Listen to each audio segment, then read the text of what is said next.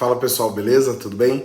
Pessoal, aqui tá só pra gente concluir o que a gente falou no capítulo 1, para reforçar as coisas que a gente trabalhou, para você não esquecer, beleza? Pessoal, dentro do capítulo 1, a gente vai trabalhar a questão dos processos históricos, tá bom? Então, a gente tentou entender um pouquinho como que funciona o historiador, como que é o raciocínio do historiador, para que serve a história. Afinal, para muitas pessoas, a história não serve para nada. Ou seja, por que eu devo estudar alguém que já morreu, uma cidade que já foi destruída, uma guerra que já acabou? Então, a gente entendendo que a história, ela é um processo de ciclos, né, e processos, a gente consegue entender alguns momentos importantes que marcam a história. A gente vai falar esse processo histórico, a gente vai ver algumas continuidades e a gente vai ver também algumas rupturas. Ou seja, imagina que uma história está sendo contada, o desfecho dessa história, o fim dessa história, ou algum fato extremamente marcante dessa história, a gente vai dar o nome de ruptura. Então, por exemplo, uma mulher grávida, ela vai passar durante 8 meses, 9 meses grávida. Toda essa gravidez vão acontecer processos históricos, então vai ter o dia que o bebê vai se mexer, vai ter o dia que a barriga vai ficar maior, que o bebê vai virar, mas o dia que esse bebê ele nasce é uma ruptura, ou seja, toda a continuidade da gravidez ocorreu, alguns fatos importantes, mas o dia que o bebê nasce tem a ruptura. E essa data normalmente vai ser comemorada, vai ser lembrada, essa data vai ser celebrada. O que a gente quer dizer com isso? Quando você ouve, por exemplo, a Revolução Francesa, o descobrimento do Brasil, normalmente a gente data esse momento, a gente fala de uma data específica que aquilo ocorreu. Tá? Só que normalmente a gente lembra justamente da ruptura, ou seja, quando aquilo aconteceu. Mas para que algo aconteça, houve um processo histórico. O processo histórico, ele pode demorar anos, ele pode demorar meses, ele pode demorar décadas, séculos para ocorrer, até que uma ruptura aconteça. O que a gente trabalhou em sala de aula, por exemplo, a abolição da escravatura. A gente viu que em 1888, uma data marcante, foi assinada a Lei Áurea pela Princesa Isabel, onde a abolição da escravatura foi concedida, ou seja, os escravos foram libertos. Mas a Princesa Isabel não acordou de manhã cedo e falou, poxa, legal, eu vou libertar os escravos.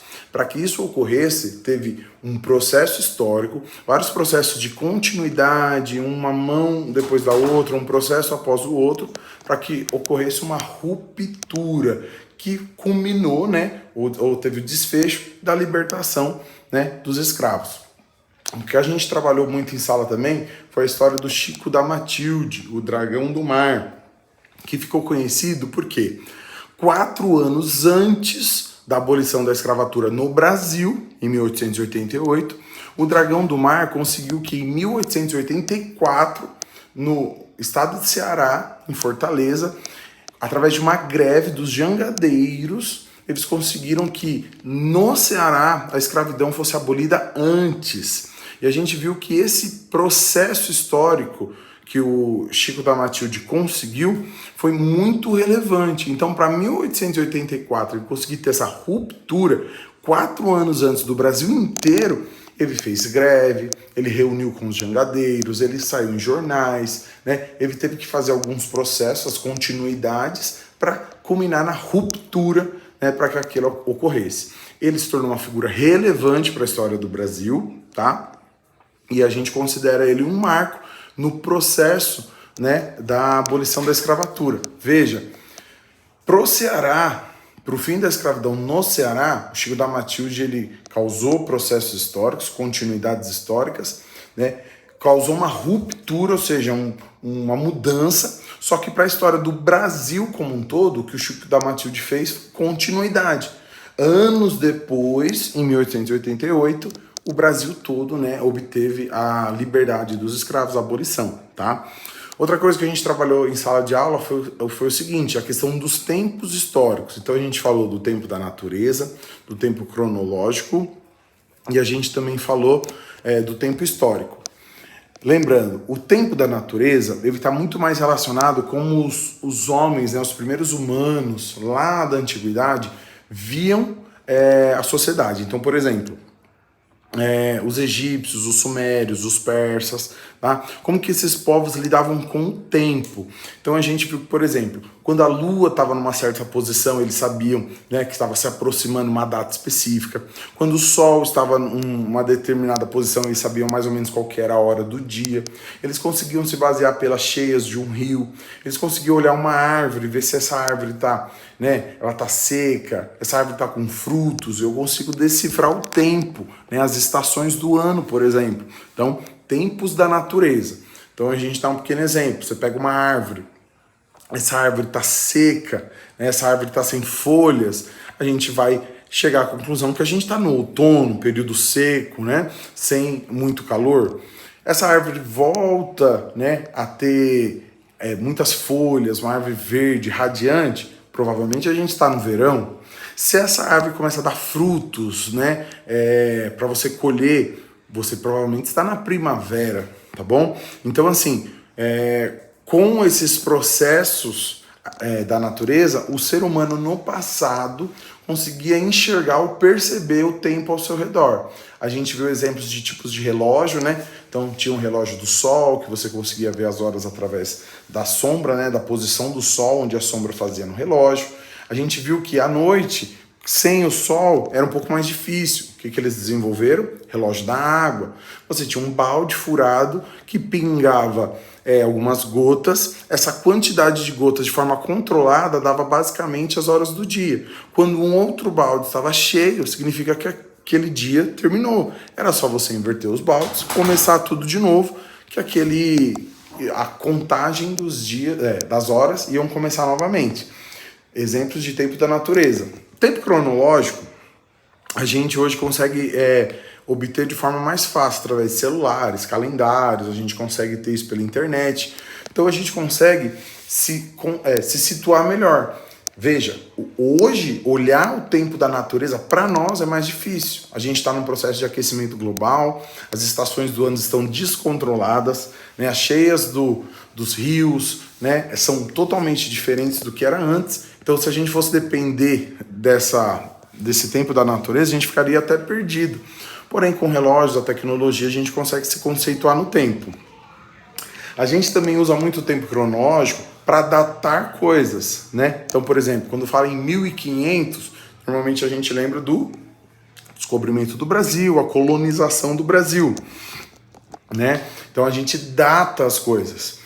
Quando a gente data as coisas, a gente vai usar um outro tempo que a gente vai falar de tempo histórico. Então, por exemplo, quando algum evento ocorreu, a gente fala, aquilo foi o descobrimento do Brasil, né? Aí a gente logo liga aquilo ao tempo cronológico. O descobrimento do Brasil foi feito em 1500. Então a gente liga um outro.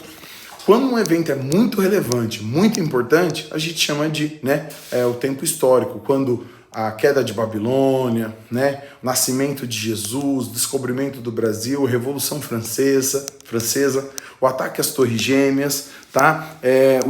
O deslizamento na cidade de Mariana. Então, esses detalhes formam um tempo histórico, a qual a gente consegue ter uma referência de onde e quando aquilo aconteceu, tá? Por fim, para a gente encerrar um pouquinho do que a gente viu no capítulo 1, a gente então precisa lembrar, a história é um processo, ela não acontece da noite para o dia, tá? Existem uns tempos, tá? O tempo da natureza, o tempo cronológico, o tempo histórico.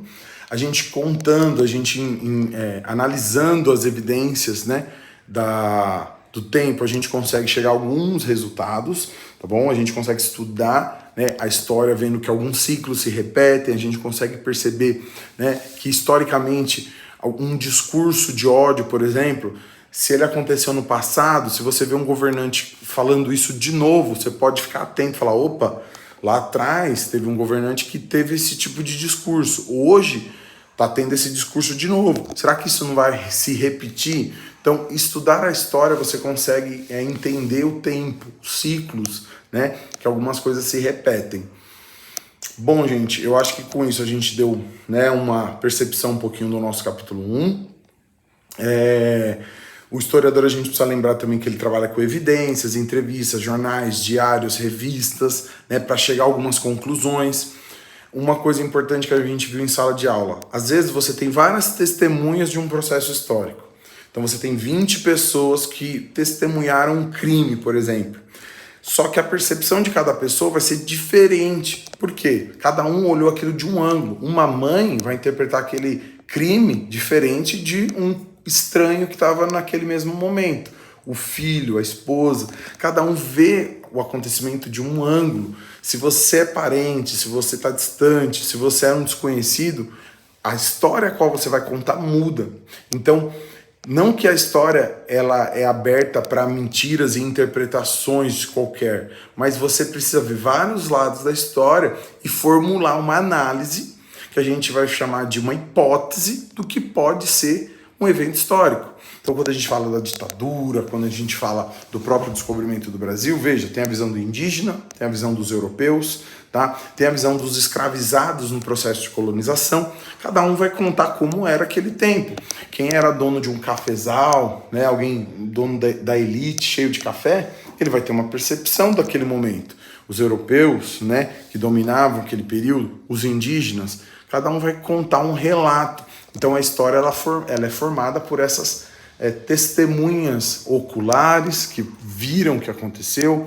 Outras histórias vão ser passadas oralmente, ou seja, um avô contou pro filho, o filho contou pro neto, e assim foi passando de geração em geração. A história pode perder detalhes no meio desse caminho, pode perder algumas coisas importantes, e a história pode mudar por conta dessas relações. Tudo bem? Forte abraço, é nóis, presta atenção aí, fica focado.